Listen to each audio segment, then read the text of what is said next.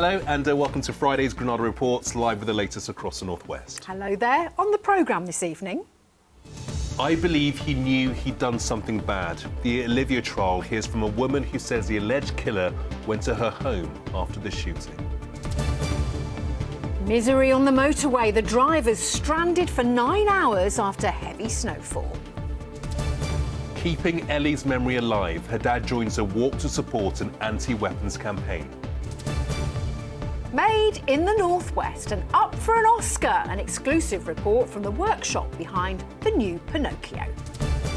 And in the weather, significant snowfall for some parts of the region, but ice is the main problem tonight. All the details coming up.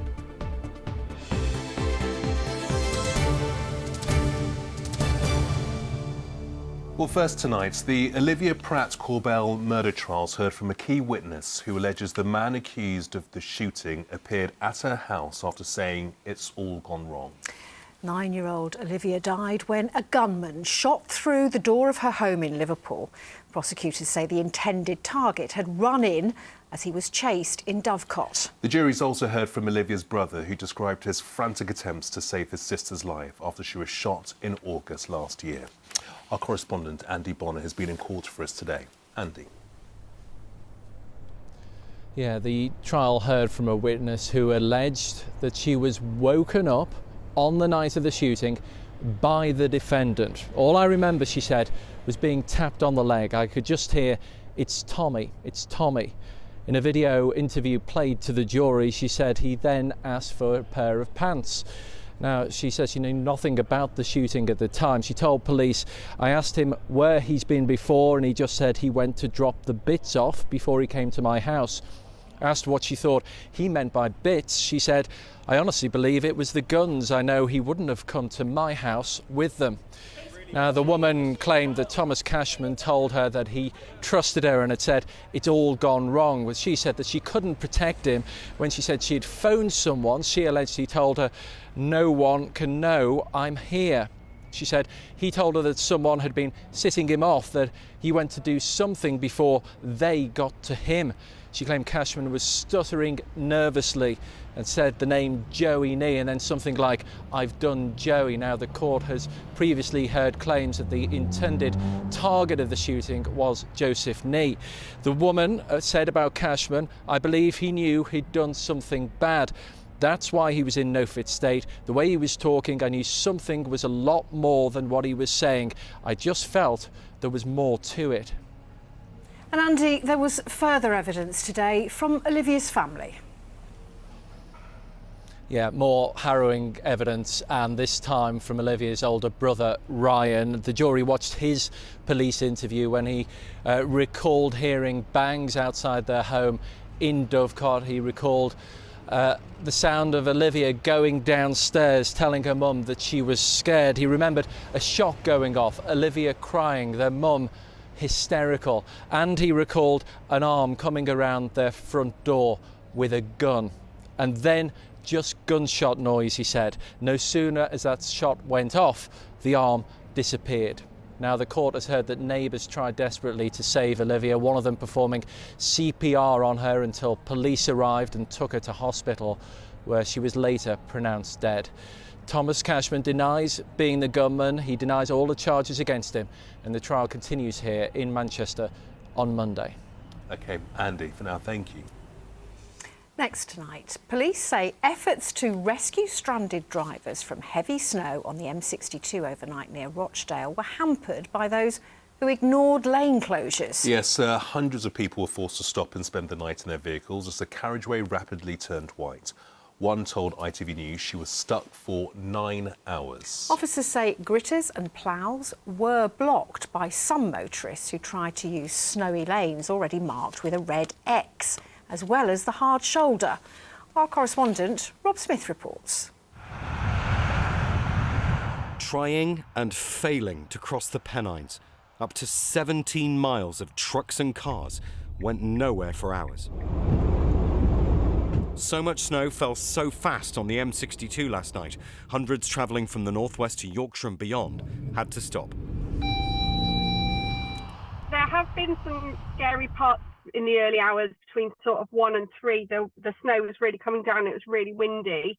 And there must have been 20, 25 jackknife lorries just stranded all the way up the hill. So it was like you were having to do a bit of a helter-skelter just to get round them. There was abandoned vehicles, crashed vehicles.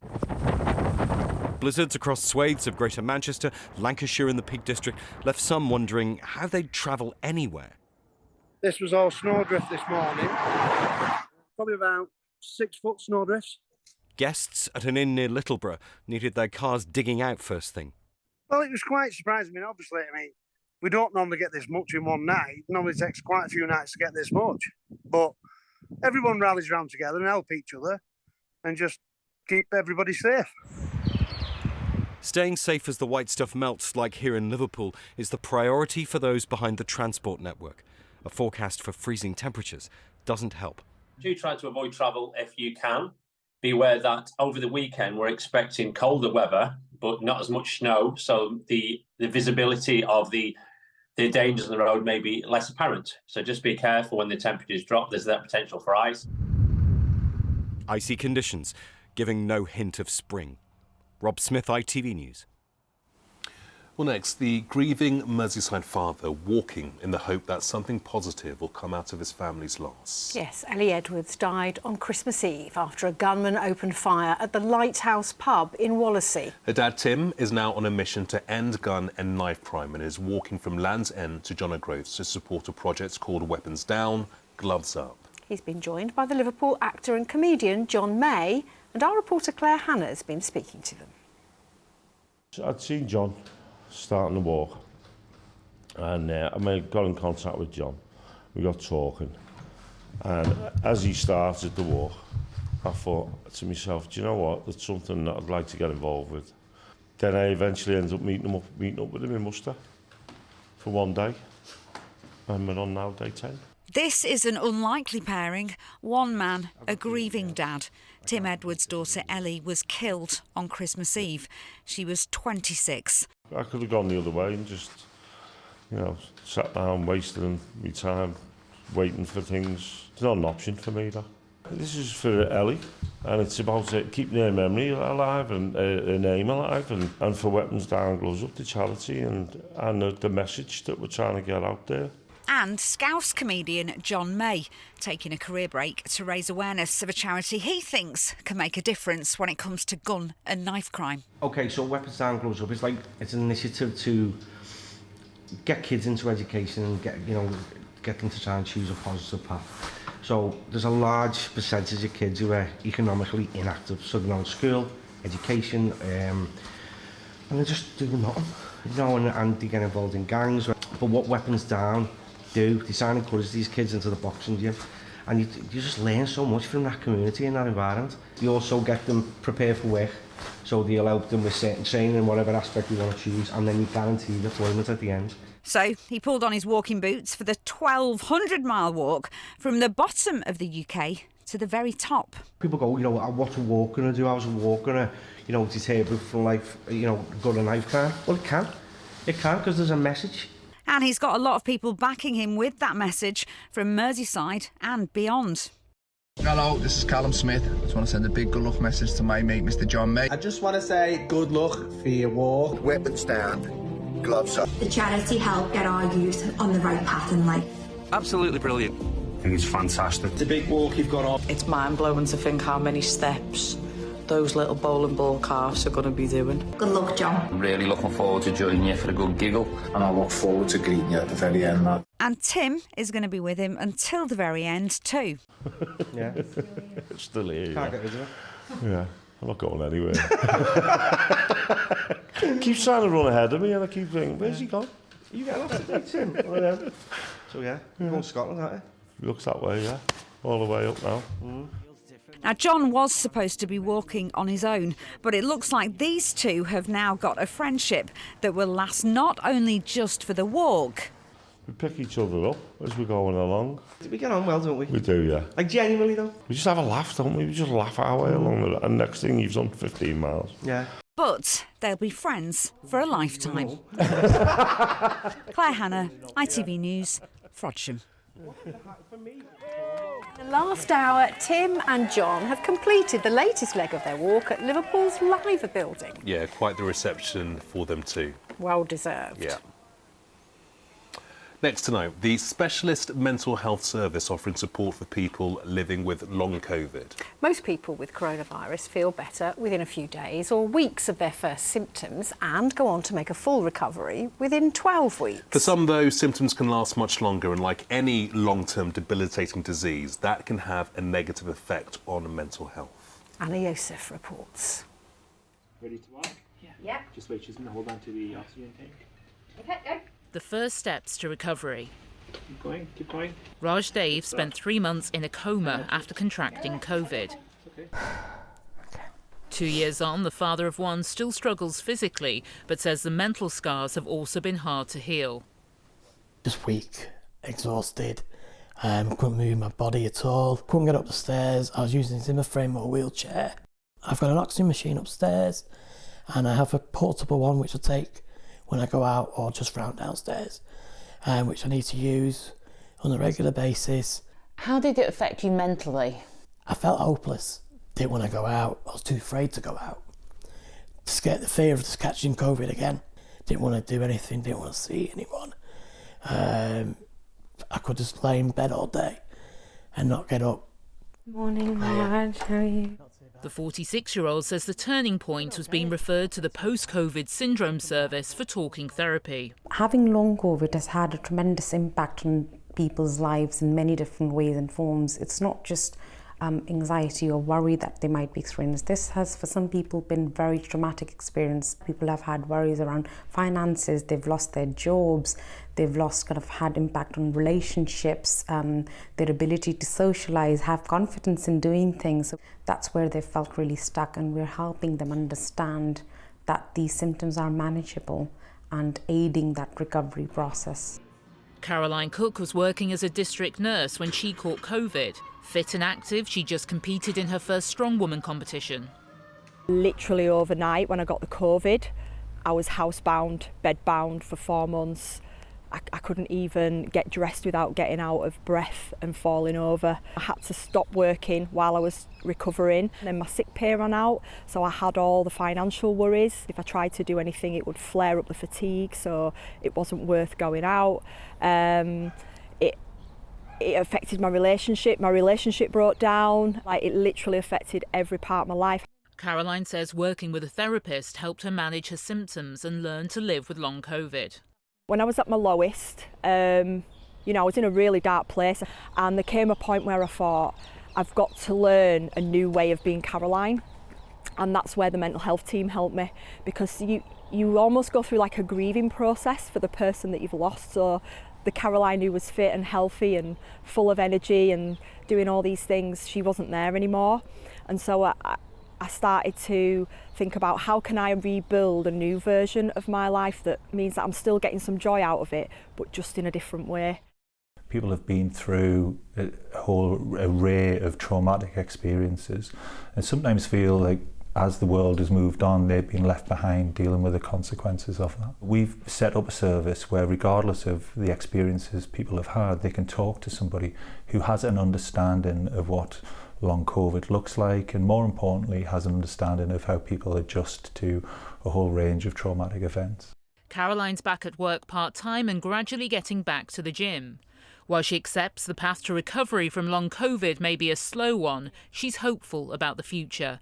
Anna Yosef, ITV News, Manchester. Yes, let's hope everyone who has long COVID learns to overcome those awful, awful symptoms. Well, time for sport now, and Pep Guardiola has been asked about Kyle Walker. David, what's he had to say? Yeah, the Manchester City manager didn't have much to say, to be fair. He called allegations made against the defender a private issue. Well, the England international is being investigated by Cheshire Police following allegations that he exposed himself in a bar. Guardiola didn't want to go into that matter, but said players need to be aware of their actions. A private issue. We solve it internally, speaking with him. Of course, this is not the place to talk about the private situations. When you open the door at home, you have to know that you will be filmed, whatever you do. It's part of the society. Well, City are away at Crystal Palace tomorrow evening. Liverpool kick off the weekend's Premier League action, knowing a win over Bournemouth will move them into the top 4, while Manchester United are home to Southampton on Sunday, hoping to put memories of that 7-0 hammering on Merseyside further behind them. Well, Everton at home to Brentford rounds off the Premier League fixtures this weekend. While in the Women's Super League, there's a big game on Sunday with the top 2 playing each other as Manchester United face Chelsea. Well, turning to the Football League now, and the battle for promotion in League 2 is hotting up with Stockport, Barrow and Salford all in the hunt to go up. And for Salford, who are owned by the class of '92, there's a chance to make history this season. Chris Hall has been along to see them. When the class of '92 exploded onto the Old Trafford stage, a teenage Neil Wood roared them on from the stands. Now they are supporting him. Nicky Butt is coming in almost daily, Ryan Giggs is in almost daily. They're here to support, they're not here to critique or they're not here to pick holes in it. I was always sat in a stand and coming through United as they were winning medal after medal, so they've got great experience that I can tap into, and they've been a massive support for the whole staff. This former Manchester United reserves captain has worked under Nicky Butt before as coach of United's under-23s. He helped 17 academy players break into their first team.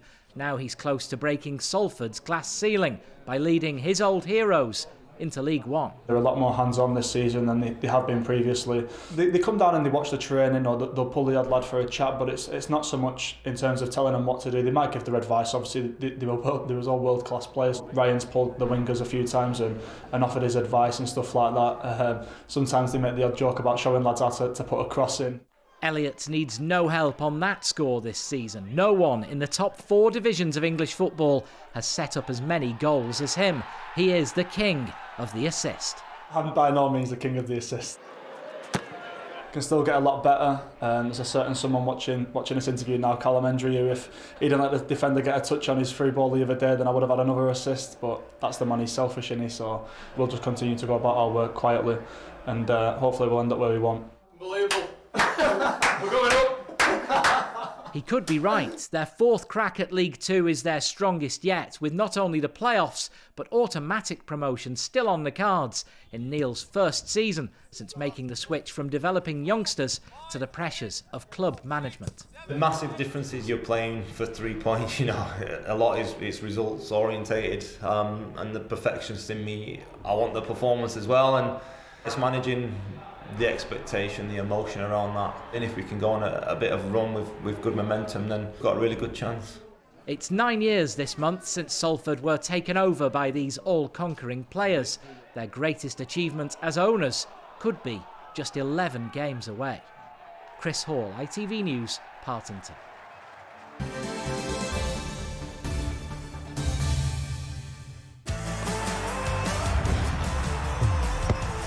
Getting that winning feeling. FOW, sponsors of the Granada Sport Report. And finally to Super League, and Lee Leopards are once again putting on quite a show for one of their home games.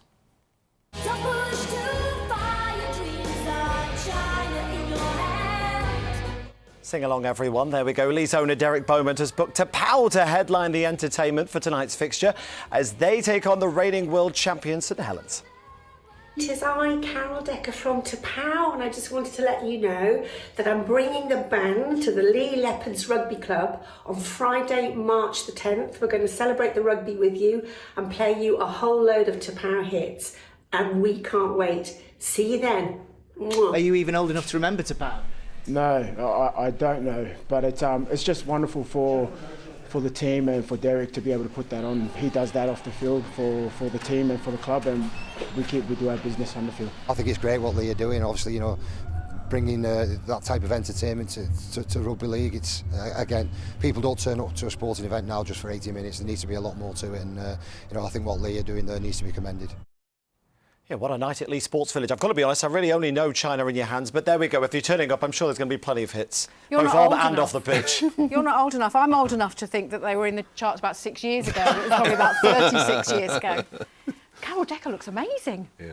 I wish I'd weathered quite as well as she has. I mean, it's a classic song as well, and all you need really is an open road, a tank full of gas, and sing like nobody's watching. That's what I'm going to do on my way home tonight. What you do with your private life. And here's Lucrezia now with details of the ITV News coming up shortly. Coming up, the PM in Paris with a £500 million pledge. Rishi Sunak met the French president committing almost £500 million for a migrant detention centre. We'll ask whether that will stop these small boat crossings. Also ahead, how heavy snow brought roads to a standstill, shut schools and left people without power. We'll have the latest.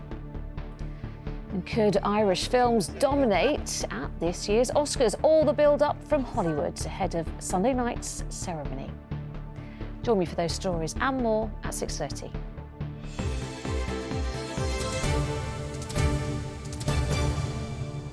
Well, we're going to stay with the Oscars because one of the films up for Best Animated Movie is Guillermo del Toro's Pinocchio, a dark reimagined tale of the wooden boy. But did you know that the puppets in the film are actually made in Manchester? Our reporter Zoe Muldoon has been given a special behind-the-scenes look at the workshop behind Pinocchio & Co. In this workshop in Altrincham, anticipation is building. Puppets for some of the biggest animated movies in the world are made here, including one tipped to win an Oscar this weekend. It speaks! He's just a puppet! No, I'm not. I'm a real boy! Guillermo del Toro's Pinocchio is a dark, reimagined tale of the fabled wooden boy. But forget Hollywood. These characters were crafted right here in Greater Manchester by animation studio McKinnon & Saunders. McKinnon & Saunders first got involved with Pinocchio back in 2008. So we were pretty much one of the first companies to be involved with the project. There's a lot of work that goes into crafting these puppets, from moulding and sculpting to costume design and painting. It was over a period of 2 to 3 years that we did, say, 15 Geppettos and 21 Pinocchios. So having to paint that puppet that many times, exactly the same, was always tricky. Pinocchio has already won a string of awards, including Best Animated Film at the BAFTAs. And also in Manchester are puppet makers. The way I think Mark Gustafson put him down on the stage and then Guillermo was tweaking his hand to make sure he waved, I was like, oh! And it's just really lovely because, you know, when you've made it, like... Amanda Thomas is head of costume at McKinnon & Saunders. Ahead of the BAFTAs, she was tasked with turning Geppetto from carpenter into cool dude. And Netflix sort of said, oh no, we do want a tuxedo. It would be wrong to put Pinocchio in one because he doesn't wear clothes anyway, but he'd just have the bow tie. And then I had to make him a little lint roller just because he's going to the Oscars. And that fabric, the black fabric, picks up every bit of fluff going. These latest awards are nothing new for this talented team. The puppets for Tim Burton's Corpse Bride and Wes Anderson's Fantastic Mr. Fox were all painstakingly crafted here. Pinocchio's director says these Manchester puppet makers are the best in the world. Guillermo del Toro and Mark Gustafson are kind of really passionate about the medium and the people involved in making it. It's great for them to acknowledge that as well.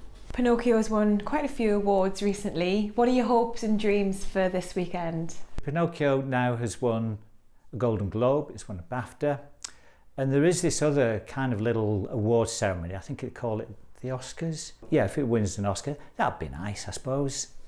On Sunday, Pinocchio will don his bow tie and Geppetto will be dusting off his tux. And maybe another little statue will be added to the collection. Zoe Muldoon, ITV News, Altrincham. How talented and creative are those artists? I wish I had this much of their talent. Amazing. It is amazing. Yeah, it's got to win. Good luck to the team. We'll be watching closely. Now, the honorary Scouser, the Vivian, has made history by being the first drag queen to appear on Dancing on Ice. Yeah, this Sunday, after weeks of grueling rehearsals, the skating show comes to an end and she'll be skating in the final alongside her professional partner, Colin. We started in November, 5 days a week, 2 hours a day training, and then come live show, you have a week to have a whole new routine together. Forget it, another one. Forget it, another one. And now we're in the final. It's madness. It's absolute madness. You do not have time to sit, and you can't take any second for granted on this show. You have to completely stay in the game. Otherwise, you know, you'll miss it and fall off like I did last week. Yikes. The weather now, and the cold snap's not over yet. Here's Emma with the details. you burnt tea again? I'm scraping the cooled oil into the bin, not the sink. Can we eat outside? It's nice. United Utilities sponsors ITV Granada Weather. Hello there, very good evening to you. Well, now the weather posed some challenges underfoot, or should I say under paw, this morning for our intrepid dog walkers, and varying snow depths across the region caused some significant impacts for some of us, particularly in terms of travel and also power outages. But look at those gin clear skies, absolutely beautiful wintry sunshine this afternoon, which then got to work on the top layer of snow. And of course, that means that we're watching out for icy stretches overnight tonight. A warning from the Met Office in force until 10 o'clock tomorrow morning. Then another one kicks in at 3 on Saturday afternoon, running until 6 on Sunday morning for snow and ice. So Storm Larissa here, named by the French, brought the recent snowfall now away into the near continent. Then we have a little ridge of high pressure building overnight tonight before this next system pushes its way in, probably reaching Manchester and Liverpool around 3 o'clock on Saturday afternoon and then sweeping across the whole region. But there could be a good few hours of snowfall on Saturday night on the leading edge of that band, and then it'll turn back to rain behind. So anywhere north of the Peak District, say 2 to 5 centimetres of snow falling above 200 metres and twice that above 400 metres. So it's more of a higher level event than the recent snowfall, which was more to lower levels. If we return to the next few hours, we have this warning for frost and ice in force till 10 o'clock tomorrow morning for the Isle of Man and northwest England. Could get down as far as -8, maybe -10 Celsius in 1 or 2 spots, particularly out in the countryside. A bright, calm still start to tomorrow before it turns cloudier, wetter and windier. And like I say, we have this snowfall pushing across on the leading edge, sweeping to all parts during the overnight period, but clearing to rain and a windy day on Sunday. Bye-bye. It's a little bit burnt. United Utilities sponsors ITV Granada Weather.